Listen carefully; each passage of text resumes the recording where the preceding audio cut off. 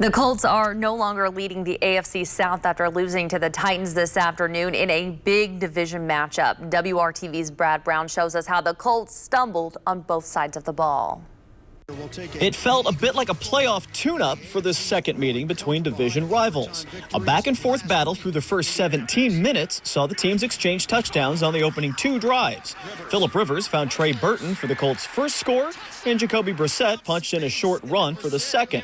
The game was tied 14-14 after the fast start. We started off great those first two drives, and then we obviously hit that 6-series lull. I think we ended all 6 possessions, 5 of them with a punt, and then the one long interception. But for the Colts, it was all a bit of a mess after that. The defense had nothing to offer in the way of stopping Titans running back Derrick Henry. Short gains for first downs. He cut loose for a couple of long runs as well. Henry found the end zone 3 times in the first half, had 140 yards on the ground in the first 2 quarters.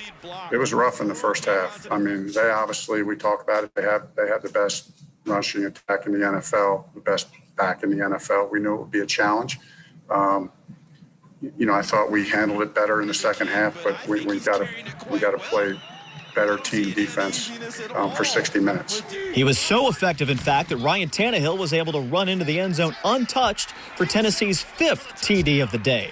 The Colts found themselves trailing 35-14 at halftime. When you in these situations, you find out what type of team you have. Who's quitting on you, who's gonna keep playing. That's what we got to do. That's what I try to do today. That's why I feel like the defense came out in the second half. It was more so like, okay, are we gonna lay down or are we gonna step up? The second half was largely uninspiring and uneventful. The Colts managed just 44 total yards of offense in the third quarter. An interception took some likely points off the board. They did manage to score a couple of short TDs in the fourth, but the early deficit was too much to overcome. It just wasn't very good, and that's a lot of reasons. And what sums it up is the lack of execution. The Colts fall back into second place in the division with a 45-26 loss.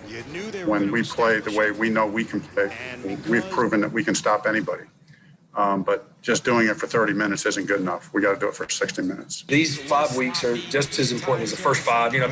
It's one at a time. But certainly the consequences, although they all count the same, so you can point back to any one loss. But yes, the consequences are at the same time the reward, I guess, based on how these last 5 weeks is, a little more. I guess it's a little magnified.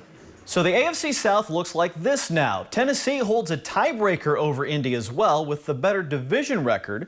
The Colts are currently in a wild card spot, but it looks like they'll need to get to 10 wins to make the playoffs.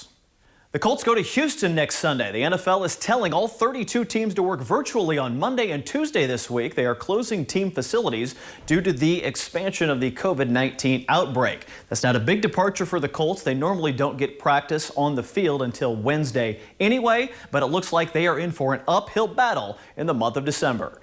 Brad Brown, WRTV Sports.